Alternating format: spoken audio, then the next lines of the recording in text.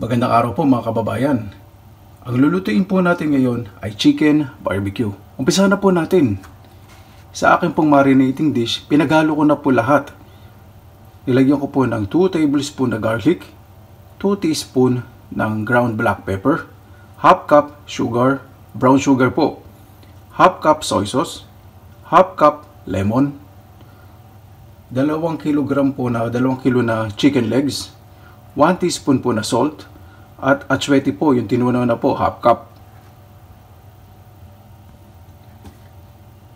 Haluin po natin itong mabuti hanggang sa magmix po ang mga flavor. Kailangan po masahihin po natin mabuti ang manok para kumapit po yung mga rekado o ingredients. Balot po natin sa plastic. Lagay po natin sa refrigerator ng 3 to 5 hours. Depende po sa inyo kung gaano katagal nyo po gusto i-marinate. Pero ako, gagawin ko po overnight para po mas malasa. Okay na po. Na-marinate na po natin ang ating manok ng overnight. I-set po natin ang oven sa 200 degrees Celsius.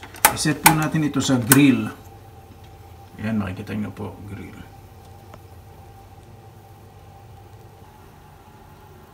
Hilera na po natin ang ating manok.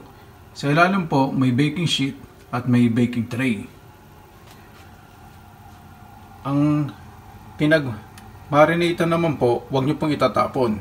Dahil po mamaya, pakukulan po natin hanggang sa malapot. Ito po ang gagawin nating sauce.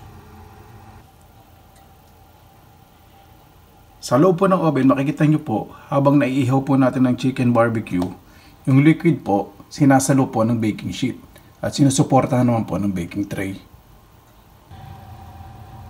Sa atin pong saucepan, maglagay po tayo ng 2 to 3 tablespoon po ng cooking oil at ilagay po natin ang pinagbabara ng manok. Dapat po dito ay medium heat lang pong apoy para dahan-dahan po siyang kumulo at haluin po ng bahagya hanggang sa lumapot.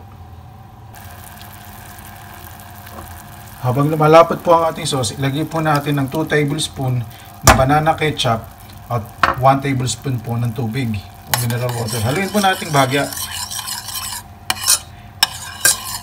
Hintayin lang po natin lumapot ng gusto. Ito po yung mamaya ipapahid po natin sa chicken barbecue kapag naihaw na po. Luto na po ang ating chicken barbecue sauce. Pagkaluto po mamaya ng chicken barbecue, ito po yung ipapahid po natin. Luto na po ang ating chicken barbecue. Maaari na pong lagyan natin ito ng sauce.